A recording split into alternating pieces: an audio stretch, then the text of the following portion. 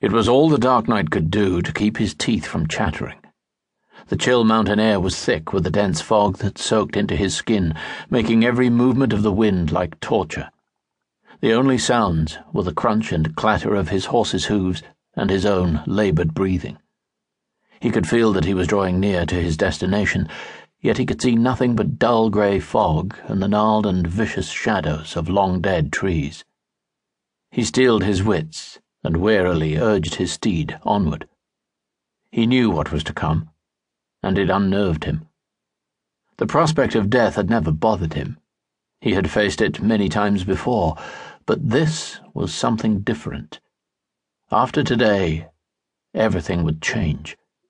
After today, the whole world would tremble. For the first time in his life, he was uncertain.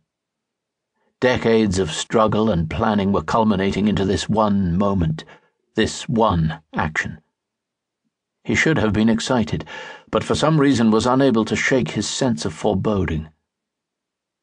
His horse spotted the edge of the precipice just before they both would have plummeted to their deaths. It reared fiercely, nearly throwing him from the saddle onto the hard, jagged stone path. Calming his nervous steed, he dismounted and walked to the cliff's edge.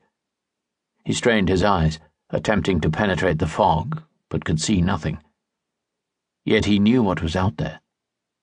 Reaching down, he picked up a small stone and tossed it over the cliff's edge, but heard nothing. "The trial begins," he thought to himself. He turned and retrieved his sword and scabbard from his saddle and fastened them to his belt. As he peered into the nothingness, his armor felt heavy and cumbersome. Feats of prowess in battle were far different from what he was about to do. Armor would certainly be a hindrance, but he dare not leave it behind. He backed away from the edge of the cliff and closed his eyes, his heart pounding in his ears. For a long moment he stood motionless as stone.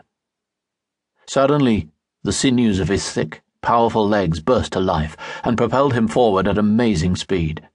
In a flash, he was at the edge and jumped with a heavy grunt. Time stood still as he flew through the air. For a split second, a flash of fear filled his chest as he felt himself begin to fall, but relief and triumph quickly replaced this as his boot struck solid rock. With a great deal of effort, he managed to keep his footing and stumbled to a halt.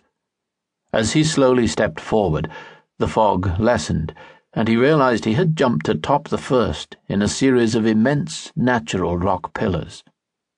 "At last," he muttered. Each pillar was about 8 feet apart and could easily accommodate a dozen mounted men.